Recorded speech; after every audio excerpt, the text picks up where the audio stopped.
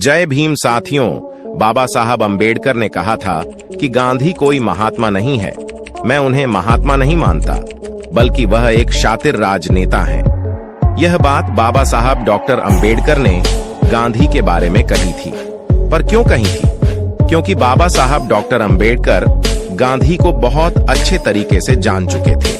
वह पहचान चुके थे कि कैसे गांधी वर्ण व्यवस्था के कट्टर समर्थक हैं और वर्ण व्यवस्था को बनाए रखने के लिए, जातियों को बनाए रखने के लिए गांधी ने किस तरह से बहुत ही शातिर तरीके से बहुजनों के हक की हकमारी की है।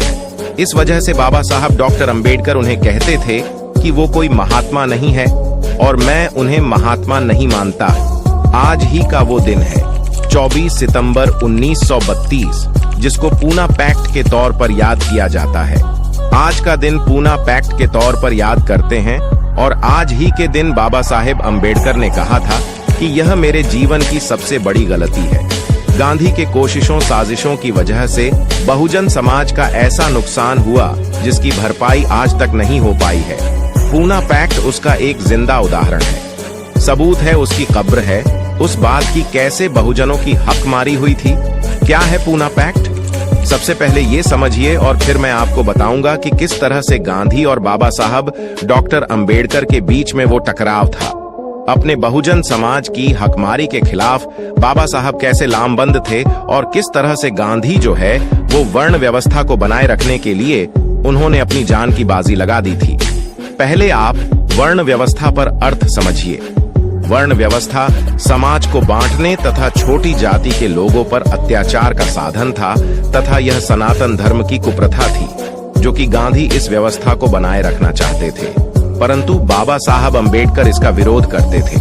अब आप उन बातों को समझिए। दरअसल पूना पैक्ट में क्या हुआ था, उससे पहले आपको याद होगा कि गोलमेज सम्मेलन हुए थे। पहला गोलमेज सम्मेलन और दूसरा गोलमेज सम्मेलन लंदन में हुआ था। बाबा साहब डॉक्टर अंबेडकर यहां से गए थे और पहली बार लंदन में अंग्रेजों के सामने उनकी राउंड टेबल पर बैठकर कि डिप्रेस क्लासेस की प्रतिनिधित्व करने के लिए कोई व्यक्ति वहां गया था अछूतों का उनका हक दिलाने के लिए, और अछूतों को उस समय के अनटचेबल्स के तौर पर पहचान थी, तो उनकी नुमाइंदगी पहली बार हुई थी।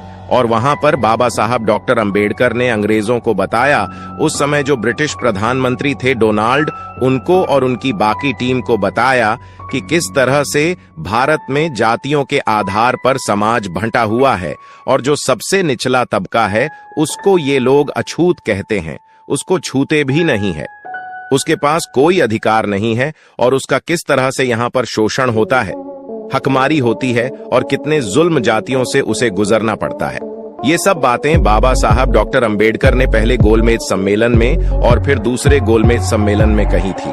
बाबा साहब ने वहां पर बताया कि कैसे उनके खिलाफ जो है कांग्रेस ने, गांधी ने तमाम तरीके के प्रचार प्रसार किए हैं। गांधी कहते हैं कि किस तरह से जो अंबेडकर है वो गोलमेज सम्मेलन में जाकर अछूतों के बारे में बताकर भारत का नाम बदनाम कर रहे हैं।